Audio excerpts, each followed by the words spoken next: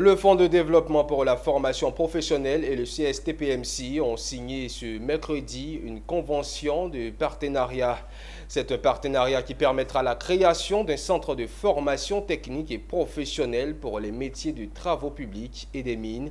Ce projet vise à renforcer l'employabilité et développer les compétences des jeunes. On en sait davantage avec Mon Désir Nascimento. Philippe Eponon, président du CSTPMC, Philippe Mpek du Cégep Trois-Rivières et Philippe Ndri, secrétaire exécutif du FDFP, Fonds de développement de la formation professionnelle, tous assis autour d'une même table pour la signature d'une convention historique. C'est un accord qui permettra la création d'un centre de formation technique et professionnelle lié au secteur des travaux publics et des mines.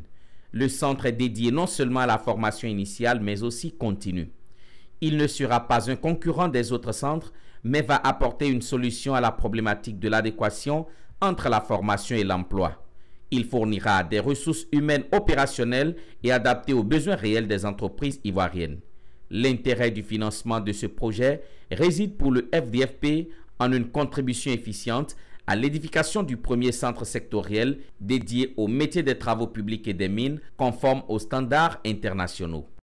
Alors, le projet est évalué donc à plus de 645 millions, comme je l'ai indiqué, et la convention donnera donc droit à un certain nombre de dispositions pour la mise en œuvre des différents paiements. Un comité de pilotage sera mis en place et les différentes tranches de paiement seront donc indiquées. L'une des clés du succès de ce projet réside en la qualité de ses parties prenantes, notamment l'opérateur de formation internationale Cégep Trois-Rivières et le consortium des entreprises du secteur des travaux publics et des mines de Côte d'Ivoire, CSTPMC, représenté par son président Philippe Eponon.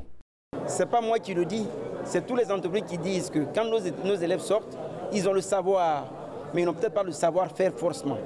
Donc notre école n'est pas une école concurrente avec l'école du savoir de la République, c'est une école de pratique, de sorte que quand ils sortent et qu'ils ont le savoir-faire, nous le leur apprenons dans nos écoles, de sorte que ça revienne, ils puissent être compétitifs, qualifiés, très qualifiés immédiatement. C'est le modèle canadien adapté au contexte ivoirien. Comment former des jeunes apprenants, jeunes et adultes aussi, à être opérationnels en sortant de l'école. Entre autres témoins de cette signature de convention, Moustapha Sangaré, directeur de cabinet du ministère de la formation technique, professionnelle et de l'apprentissage, mais également du président du comité de gestion du FDFP, Siama Bamba.